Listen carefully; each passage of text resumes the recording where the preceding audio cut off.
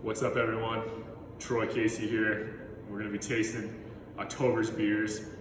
This is the first time I've really tried them all together. I've tried them all independently, obviously, but haven't really tried them all together. So we're going to just run through them and see what we got. We got a fun month of a bunch of small blends for you all this month. First one, the return of seasons past. So this is a single punch-in barrel of a 7-month-old funky blender. This one was bottled back in February, so it's been resting for a while now.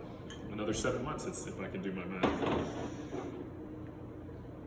What we loved about this one when it was aging was, as we kept trying it, we were like, just let it go, let it go, let it go, because it was tasting so good, but we just loved where it was going. So we tried to pull the barrel and bottle it at a really good time in the beer's life, and so it's got just really unique citrus and fruity characteristics to it. Some minerality in the nose even.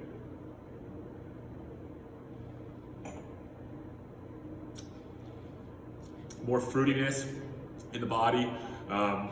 Some nice big like golden delicious or like red apple flavors. Kind of medium acidity, so it's definitely a little bit on the more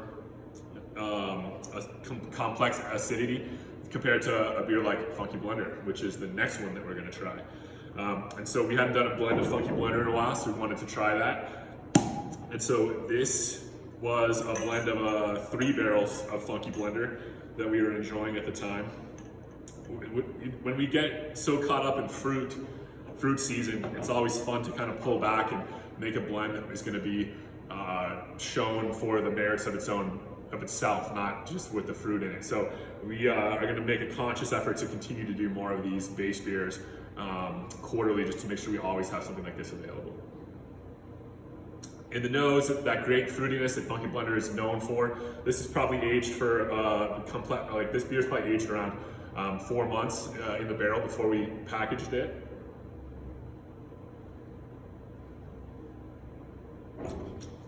Super drinkable, medium low acidity, very flavorful, and just really easy drinking beer. We love Funky Blender, obviously. It's always fun to see how this beer changes since we've been doing it since 2016, I think, maybe. I forget when that first blend of Funky Blender was with the old label, probably 2016. Next up, we've got another rosé in our new series of rosés. This is blackberry rosé. So this beer was fermented on second use blackberries. We're seeing a great demand for this type of beer at our downtown location, so we just made a small blend of this as well, and we are going to be offering it to you this time as well. So Blackberry Rosé is a blend of farmhouse beers that are aged on those second-use fruits, again, in this case, blackberries, which, as always, came from the Hotchkiss area, from a grower who we buy every blackberry that they make. So great foam stability in this one.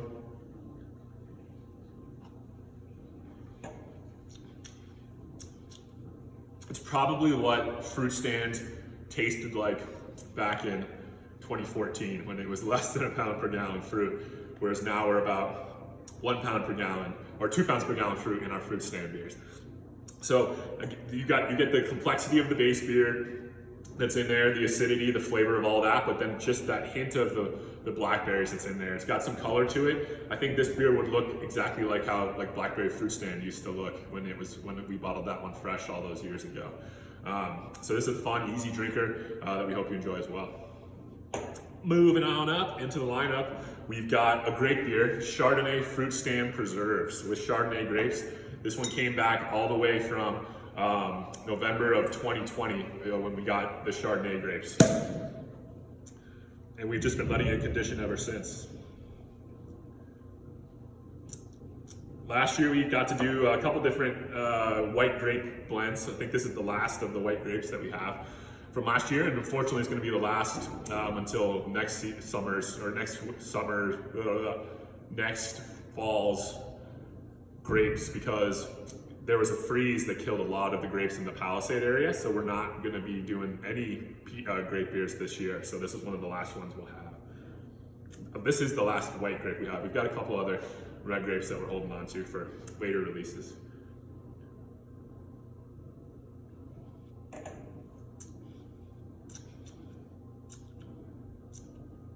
I don't even really know how to describe it.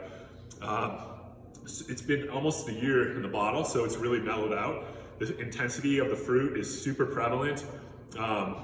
There's no mistaking it for a grape beer. It's just really soft. You know, I don't drink too much white wine, but this is what the kind of flavors that I'm looking for when I do. Just really clean, refreshing, you know, almost juicy. I feel like my mouth is watering right now, just because of how refreshing and drinkable this blend is. So, big fan of these white grape beers. As you all know, Fruit Stand Preserves is what Casey Family Preserves used to be. We're bringing those brands together. And so this is made with over about 4 pounds per gallon of whole Chardonnay grapes from the 2020 harvest. Next up, we've got dry hop. Nope, that's the last one. We've got Funky Blender with peach and vanilla. So here's a vanilla blend that is not a preserved version. So we're kind of excited about this one. This was, again, kind of blended to based on the demand from the tap room, looking for vanilla beers, but not always at that really intense vanilla flavor that we often put in our preserves beer. So this was a peach Funky Blender that we added whole vanilla to. And we blended this one back in June. And this came from a peach beer from the 2020 season that we kind of just left in stainless until we knew what to do with. So kind of crazy how long this aged on the fruit for. Gotta love that foam stability, gotta love that. So this was the whole organic peaches from 2020 from Palisade. We only got peaches from one supplier last year because there was a lot of frost that happened as well, but we got a solid line of peaches all 2020. We got a great line of peaches this year as well. So peaches and vanilla around the 2 pound per gallon range for the peaches, and then plenty of vanilla on the nose. We didn't need to add as much as we do to our preserves versions because there's not as much fruit that we need to get over to get the vanilla prevalent.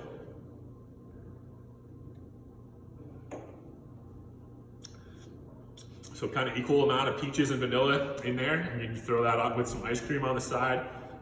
I think that would make a great dessert beer. So you're looking for a little bit more drinkable, less intense peach, less intense vanilla beer. Try this one for you.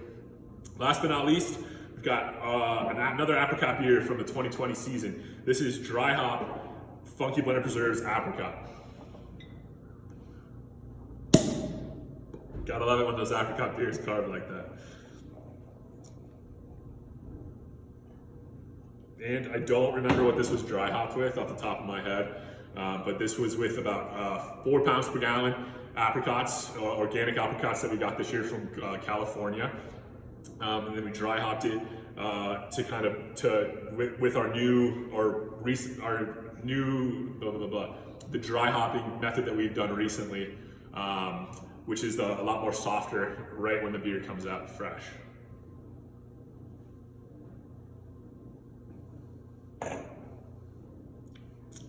It's really good. No, I mean, it's just good objectively, I think. But I'm obviously subjective. So, intense, fruity characteristics that are coming from the dry hops. The apricots are more than noticeable with the fruitiness that they contribute to the beer as well. It's got a medium acidity and just really drinkable and refreshing. There's no hop bite. It's just a really well put together, very well integrated. All the flavors are really well integrated together. And so, big fans of all these this month.